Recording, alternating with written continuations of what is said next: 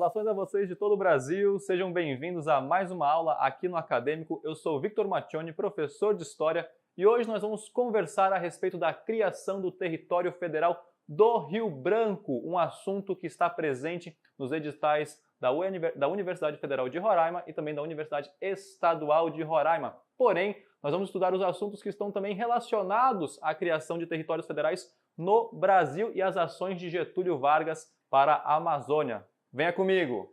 Criação do Território Federal do Rio Branco, pessoal. E aí, vamos aqui, vamos lá.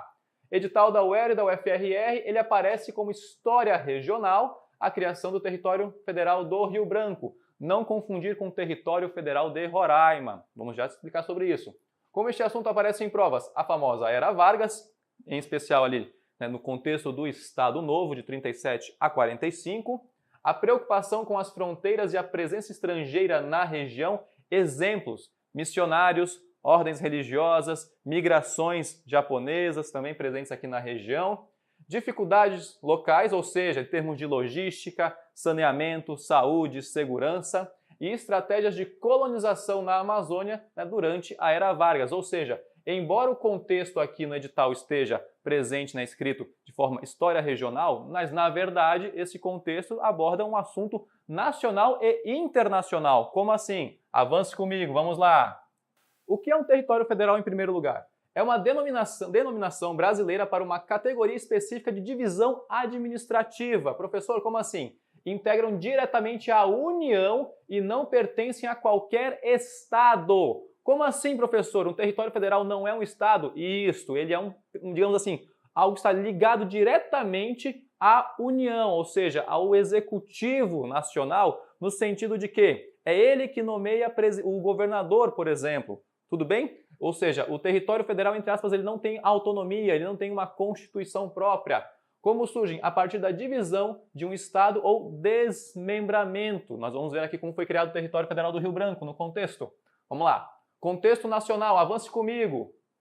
Aqui a famosa Era Vargas, perfeito, de 30 a 45, mas em especial, o famoso golpe do Estado Novo. Vargas chega ao poder por meio da Revolução de 30, tem a Constituição de 34, em onde os territórios federais estariam sob a jurisdição do Estado, cabendo a ele organizar a administração e os serviços nele reservados. Em 37 nós teremos o quê? O famoso golpe do Estado Novo. E Vargas provoca um novo golpe, fecha o Congresso Nacional e passa a governar por decretos-lei, ok? Por este motivo, no caso, quando o Território Federal do Rio Branco é criado, ele é criado por meio de um decreto-lei. E o que é um decreto-lei, um DL no caso? Ato decretado com o poder de lei e expedido pelo Poder Executivo quando este exerce as funções do Poder Legislativo. Por isso que o Estado Novo, da Era Vargas, foi uma grande de uma ditadura. Certo, pessoal? Ou seja, este é o contexto nacional. Vamos lá. Os territórios federais a partir de 37. E, professor, por que a partir de 37? Golpe do Estado Novo e esse período dura de 37 a 45. E o Território Federal do Rio Branco foi criado no ano de 1943. Ou seja, está dentro deste contexto e com base na Constituição de 1937. Vamos lá. O que diz a Constituição a respeito dos novos territórios? Artigos 5 e 6. Pode ser, no caso, por aquisição ou por direta atuação do Estado, o que poderia criá-los no interesse da defesa nacional. Certo? A equipe do Acadêmico destacou isso aqui muito bem, porque Roraima está em uma região de fronteira, Rondônia está em uma região de fronteira, o Amapá está em uma região de fronteira. E por que eu falei o nome destes estados? Porque você vai descobrir que eles foram criados com base em territórios federais e aí, nesse contexto de defesa nacional. Avance comigo, pessoal. E com partes desmembradas dos estados, cuja administração seria regulada por lei especial. E ainda seria transformado em território, no caso, território federal, o estado que por 3 anos consecutivos não demonstrasse incapaz de manter os seus serviços. Ou seja, digamos que aquele estado não estava atendendo o que a Constituição determinava em termos de saúde, educação, moradia, segurança, ou seja, ele passaria a ser um território, no caso, administrado pela União. Tudo bem, pessoal? Então vamos ver aqui, interesse nacional é o foco desse slide. Próximo. defesa nacional, ou seja, opa, vamos lá, aqui, perfeito. Os territórios federais surgiram sob a justificativa de ocupar, no caso, regiões próximas de fronteira, sob a justificativa de risco de novas ameaças externas. E aqui, pessoal, vamos lá, né? Vamos falar deste assunto que, por vezes, está sempre presente, que está no imaginário de muitas pessoas, né? Nas memórias, nas histórias, a Segunda Guerra Mundial. Então, Roraima, então, à época, Território Federal do Rio Branco, está associado ao contexto, no caso, da Segunda Guerra Mundial. Olha que coisa interessante. Vamos lá, então, o Território Federal do Rio Branco foi criado durante a famosa Segunda Guerra Mundial. Aqui nós temos, né, uma célebre imagem de Vargas com o presidente Franklin Delano Roosevelt, certo? O famoso presidente estadunidense na época da Segunda Guerra Mundial. Aqui uma imagem quando o Brasil já se apresenta, né, firmado com os países aliados, e com isso você passa a ter um destaque para as preocupações com relação às fronteiras.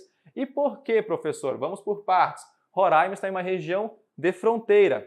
Nós, atualmente, né, fazemos fronteira com dois países, a Venezuela e a Guiana. No entanto, né, Guiana, nesse contexto, nesta época, ainda era uma colônia britânica, e os britânicos estavam em guerra contra, né, as tropas de Eixo. Caso o Eixo vencesse a guerra, então os territórios que pertenciam, né, aos britânicos passariam à posse dos países do Eixo, no caso. Então havia essa preocupação também. Tudo bem? Lembrando, né, com relação à presença estrangeira aqui na nossa região. E aí a gente vai destacar isso em uma questão. Criação do Território Federal do Rio Branco. Vamos por partes. Contexto, Segunda Guerra Mundial e preocupação com as fronteiras. Quando, no dia 13 de setembro de 1943, aí uma ponte simples faça, né, uma associação a um bairro que nós temos aqui em Boa Vista, você de todo o Brasil que está nos acompanhando, nós temos um bairro aqui em Boa Vista chamado 13 de setembro. Ele está próximo à Ponte dos Macuxis, aqui no município de Boa Vista, e é um bairro com nome em homenagem à criação deste Território Federal do Rio Branco. Quem criou? O presidente Getúlio Dornelles Vargas, como por meio de um decreto-lei, né, o Congresso estava fechado, 5.812 ou 5812, como você achar melhor. Temos outros decretos-leis? Sim. Por quê? O famoso 5.839, de 21 de setembro, que divide o território em dois municípios, Boa Vista e Catrimani. Neste contexto é que Boa Vista passa a ser capital, né, de um território federal. Antes não era a capital. Por quê? Nós pertencíamos ao estado do Amazonas, certo? Então Boa Vista era um município do estado do Amazonas. E o Território Federal do Rio Branco, quando ele é criado, no caso, né, essa região onde hoje é o estado de Roraima, ela é desmembrada do Amazonas, e com isso nós estamos ligados diretamente agora ao Executivo, né, à União, ao governo federal.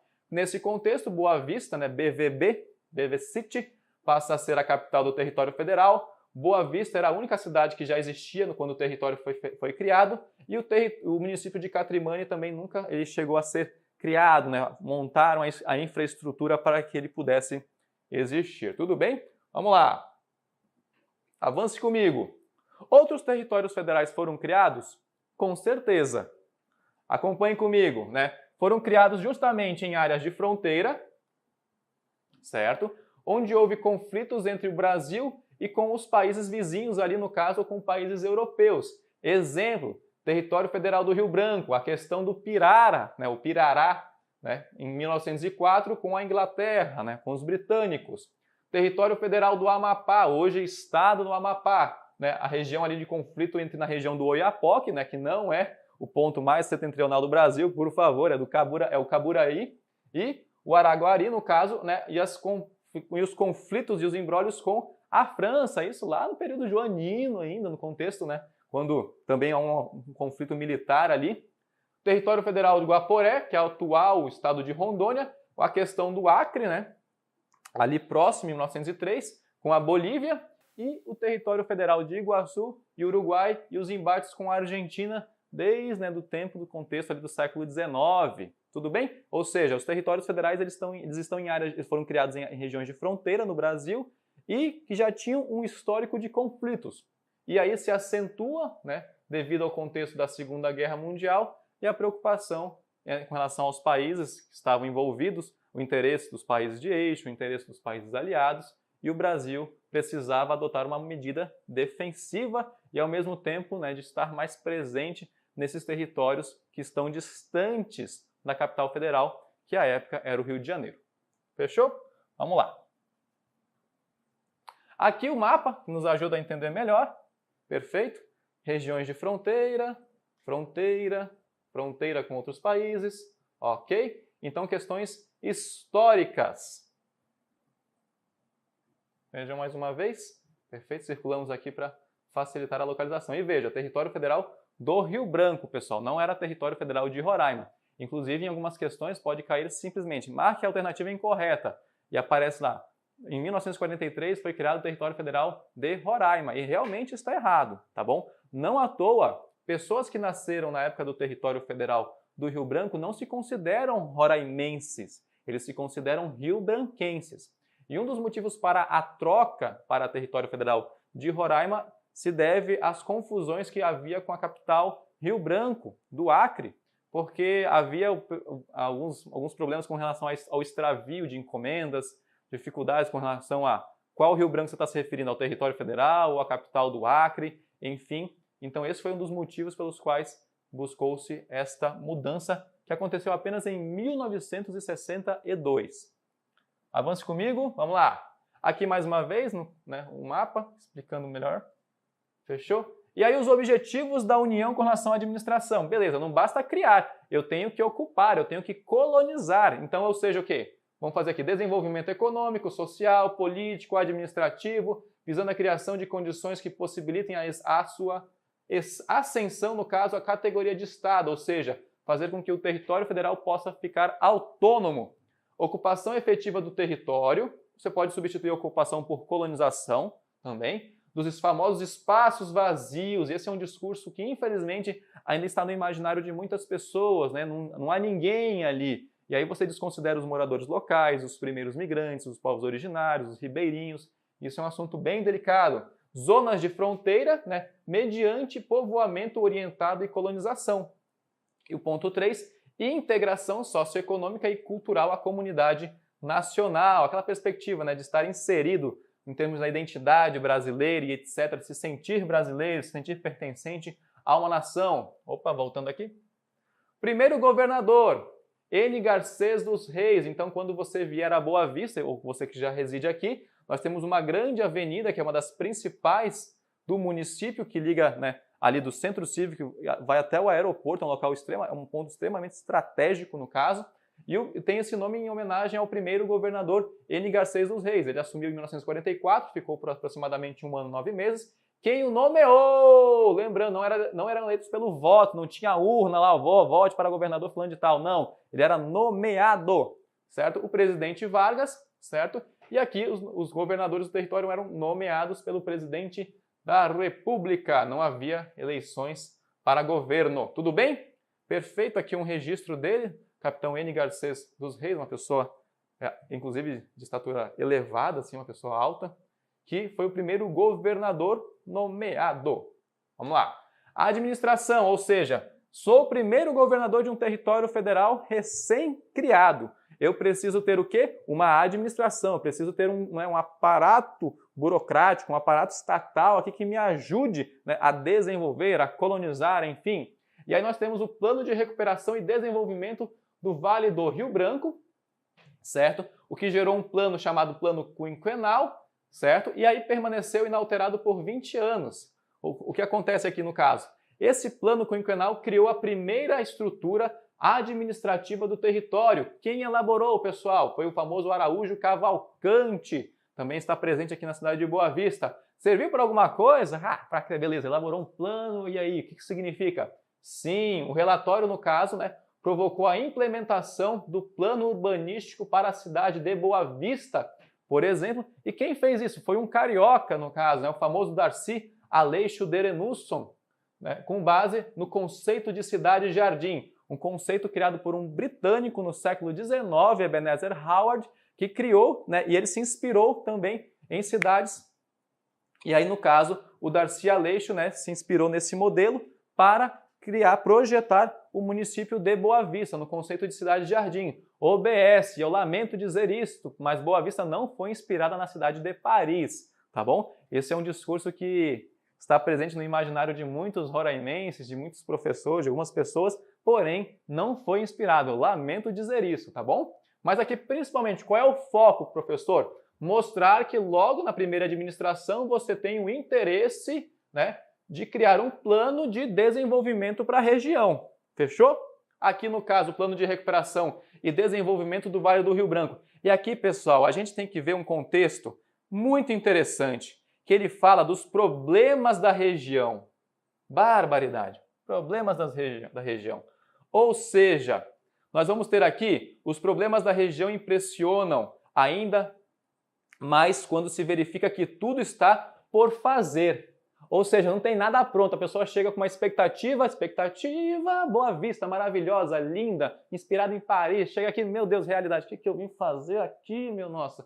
Ou seja, nesse contexto, tem uma série de problemas de saúde, saneamento básico, enfim. E aí ele vai falar justamente isso, ó. Não há saúde, não há produção local organizada, não há transporte, não há segurança, não há escolas, não há sequer iniciativas, quer particulares, quer estatais, visando a melhoria da terra e de seus habitantes desamparados. Claro que você tinha iniciativas dos moradores locais, iniciativas da ordem religiosa dos beneditinos aqui, algumas ações particulares, porém, isso não foi o suficiente para gerar uma infraestrutura segura para o Estado, certo? De fazer mais presente. Por isso, ele coloca aqui, né, as dificuldades recorrentes. E por esse motivo, isso está presente em questões, certo? Vamos lá! Pessoal, essa fotografia ela é muito legal porque, né, nós conseguimos aqui graças a um professor da Universidade Federal, o professor Tiago. E aqui, essa imagem, quem a fez? Foi a Força Aérea dos Estados Unidos, perfeito?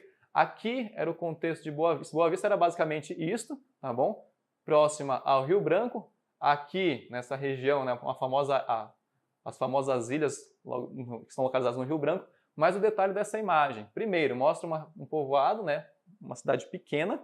Segundo, um registro aéreo feito pela Força Aérea dos Estados Unidos. Por que o interesse da Força Aérea dos Estados Unidos aqui na região? Justamente devido às preocupações com fronteiras, né, em um contexto ali pós-guerra e o que poderia vir a acontecer. E essa fotografia serve até hoje de estudos. Tá bom? Vamos lá. Certo? Aqui, né, a divisão do território em 43, então vai mostrando as transformações. Boa Vista era uma das maiores cidades do Brasil, porque pegava 2 países, a extensão, áreas, né, ocupadas por povos originários, enfim, vamos lá.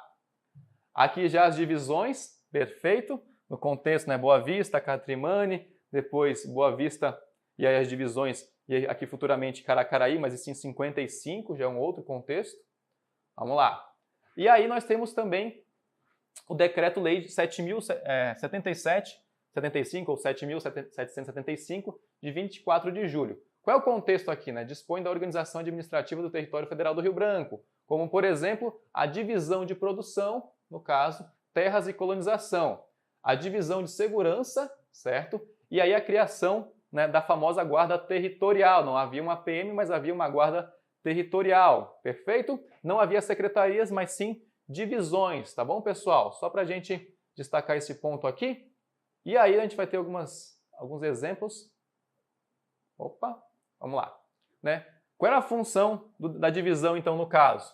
Orientar, fomentar as atividades produtivas, inicialmente privadas, ou seja, pequenos grupos ali que tinham ações agrícolas aqui no território federal, para atender como manufaturados o território e os seus habitantes.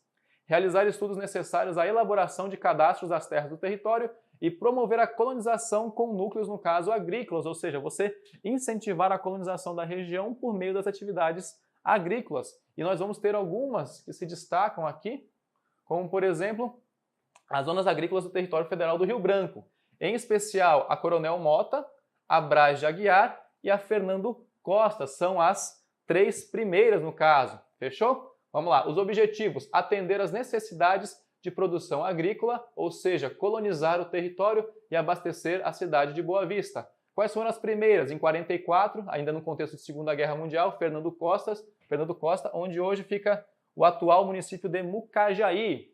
As outras duas, Coronel Mota, certo? Na região do Taiano, mais ou menos aqui, perfeito. E também a Brás de Aguiar, onde hoje fica o município do Cantá, que fica próximo a Boa Vista. E aqui, pessoal, é uma questão de lógica. Você está, né, em um jogo de estratégia. Você monta o seu território, tem um território, ocupa ele, passa a colonizá-lo, você precisa o quê também? Construir, né, celeiros, produção agrícola e por aí vai. Ou seja, por meio da agricultura você também coloniza uma região. E aqui um OBS com relação à região do Taiano recebeu imigrantes japoneses. Não à toa nós temos uma associação, né, nipônica aqui no estado de Roraima. Tudo bem, pessoal? Vamos lá.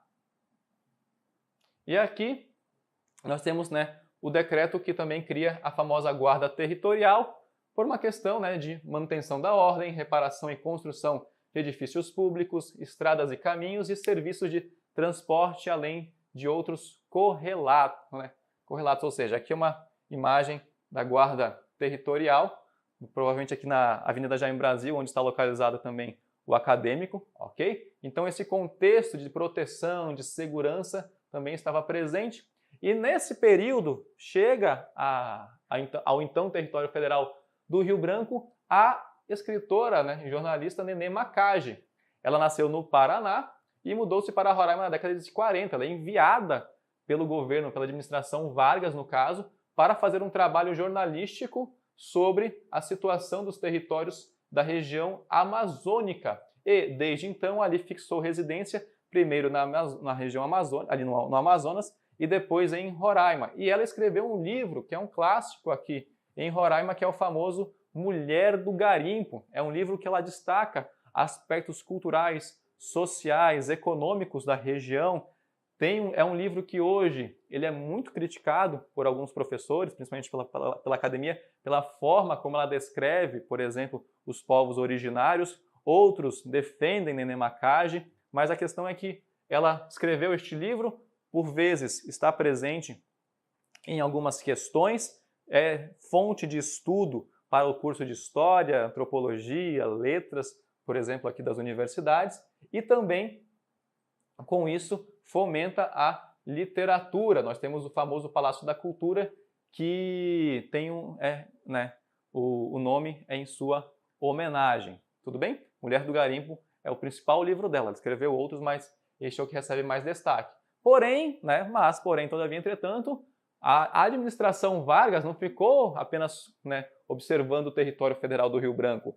Também se fazia necessária, né, ações para o restante da Amazônia. E nós vamos descobrir a quais. Por exemplo, a famosa Marcha para o Oeste, por uma questão, por que Marcha para o Oeste, né? Vamos lá, o Brasil passou a ser colonizado por meio do litoral, né? Ou seja, aquela perspectiva litorânea, costeira ainda, e aí marcha para o oeste, indo para a região e adentrando no território.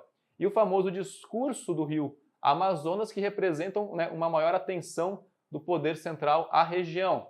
Contexto aqui, né, em 42 o Brasil entra na Segunda Guerra Mundial, nós vamos ter a criação, né, a formação do famoso soldado da borracha, a convocação, o alistamento de homens que são encaminhados para a região amazônica. Para fazer o que na região amazônica? Vai ter a criação do Serviço Especial de Mobilização de Trabalhadores para a Amazônia e o famoso Soldado da Borracha. Por que a borracha? Vamos naquele contexto, final do século XIX, início do século XX, a região amazônica se destaca pela produção de borracha, que atendia às indústrias. A partir de 1910, esse mercado entra em declínio, né? Por quê? Devido ao sucesso do plantio em escala industrial nas colônias britânicas na Ásia, porém estas são invadidas pelos japoneses, que estavam aliados às tropas de eixo, e aí os interesses dos aliados se voltam para a Amazônia, falando, olha, nós precisamos de borracha para continuar, né, algumas atividades na nossa indústria. Vamos voltar ao plantio? Vamos incentivar a borracha na Amazônia? O governo brasileiro fala sim, e aí nós vamos ter justamente a criação desse serviço. Órgão criado em 43 como parte dos acordos de Washington, que tinha como finalidade o principal, o alistamento compulsório, ou seja, você aí, você que tem disposição, você que pode, ó, vem para cá. Inclusive tem até opção, quer ir para a Europa ou quer ir para a Amazônia? Alguns falam, cara, eu vou para a Amazônia. E aí vinham para cá, treinamento e transporte, principalmente de nordestinos, para a extração da borracha na Amazônia, com o intuito aqui de fornecer matéria-prima para os aliados na Segunda Guerra Mundial. Um dos famosos comerciais aqui do governo vai também para a Amazônia, no caso. Aí um transporte levando pessoas para a região amazônica, protegido pelo SENTA. Agora sim, OBS. O que acontece? Nesse contexto aqui, nós tivemos inclusive mais pessoas sendo enviadas para a Amazônia do que militares, né, sendo enviados para a Europa, na famosa FEB, né, a Força Expedicionária Brasileira. Acredita-se que aproximadamente 40 mil pessoas teriam vindo para a região amazônica. O contexto de 1943 aqui já apresenta um processo de derrocada das tropas de eixo. Termina a Segunda Guerra Mundial e como ficam esses soldados da borracha? Muitos são abandonados, esquecidos. Não à toa você estuda muito mais sobre a FEB, e isso merece, obviamente, todo o respeito, todo o carinho, toda a admiração, porém nós acabamos esquecendo do famoso soldado da borracha. Ele está, ó, né, sendo ali preterido, ninguém lembra dele, por questões que envolvem, né, o distanciamento, muitos não retornam para a sua terra natal e também por questões, né, associadas à Amazônia, certos preconceitos que as pessoas preferem esquecer, tudo bem? Porém, aqui este assunto é muito importante e este fato não pode ser esquecido. Fechou, pessoal? Tudo bem? Eu espero que vocês tenham gostado. Vamos só relembrar mais uma vez como que esse assunto cai em provas. Retornando aqui, Era Vargas, contexto de Estado Novo, preocupação com as fronteiras e com a presença estrangeira na região, as dificuldades locais e estratégias de colonização na região amazônica. Eu espero que vocês tenham gostado. Desejamos a todos bons estudos, sucesso, perseverança e continue acompanhando os vídeos aqui deste grupo maravilhoso do Acadêmico. Nós buscamos fazer sempre o melhor para vocês. Um grande abraço, Deus os abençoe e até a próxima. Um abraço e paz. Tchau, tchau.